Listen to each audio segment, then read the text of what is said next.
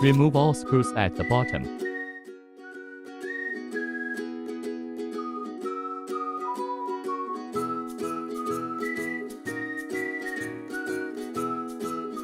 Pay attention to length.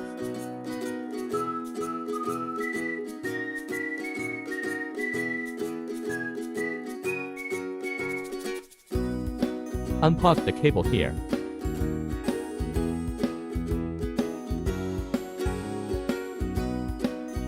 Remove the 3 buckles to take out the sensor.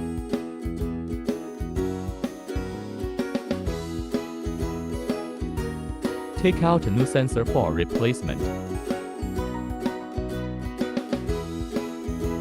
Install the platform and recover the buckles.